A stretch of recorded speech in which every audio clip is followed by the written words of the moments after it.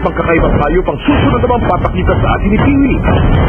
Meron itong mga kaliskis na kahawig ng sabuhaya at kapag ito'y nakalubog sa tubig, aakalain mo isang crocodile. Ang tawag naman dito ay Philippine crocodile skink at ito'y nakikita katangis-tangis sa Pilipinas lamang. Kaya tinawag na crocodile skink dahil pag nakita natin yung kanyang mga kaliskis o yung mga dorsal scales, pag nakalubog sa tubig ay parang buhaya pero napakaliit at hindi lumalaki. Pero ilang taon na sa ito mga alaga mo ito? Ito matagal na rin sa akin to. Mga years na rin sa akin pero yan mga anak na lang.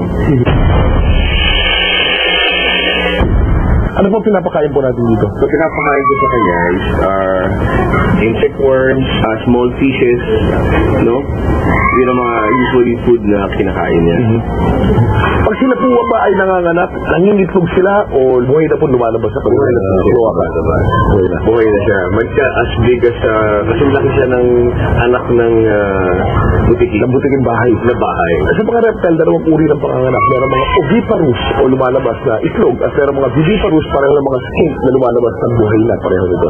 Ikaw naman, lumabas ka sa nanay mo, gano'ng kakalaki? Hindi mo maalala no? Kung meron mo rin ang buktot ay kahawig ng crocodile. Alam niyo ba, meron pang isang hayop sa mini zoo ni Kiwi Nicolas na may pagkakahawig din sa buhaya.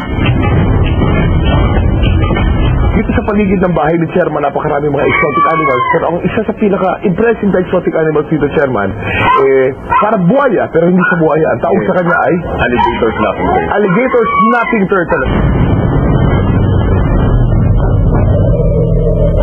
Ito naman ang alligator snapping turtle. Kaya tinawag na alligator snapping turtle dahil ang kanyang carapace o ang kanyang bao, ang mga ridges, pag ito'y nakalubog sa tubig dito sa North America, kung saan siya nakikita, kala mo buhaya.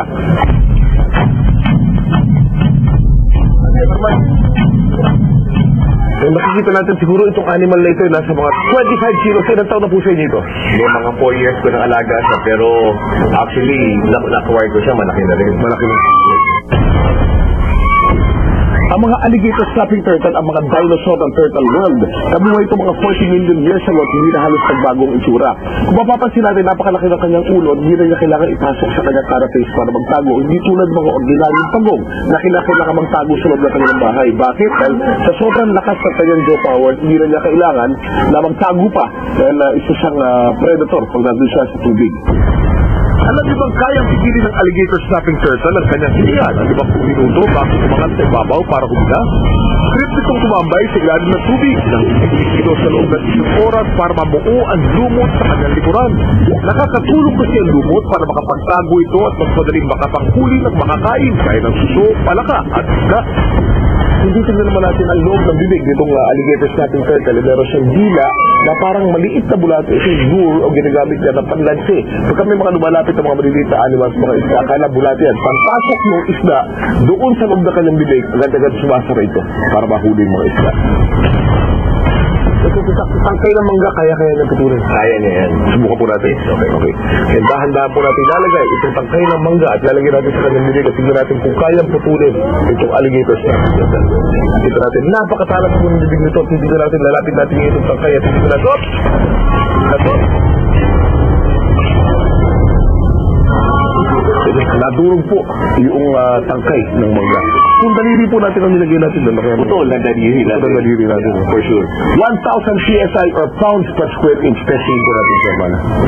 Isa, dalawa, tatlo.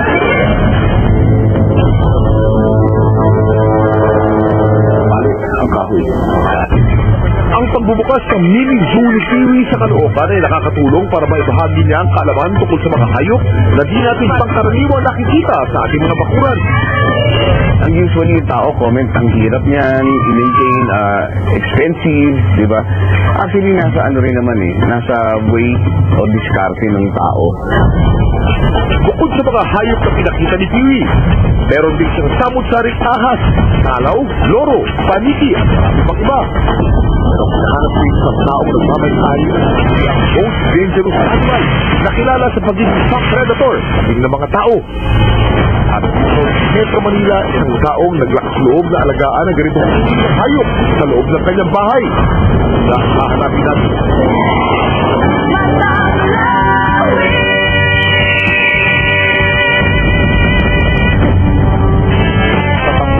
Ang ahas sa alaga niya.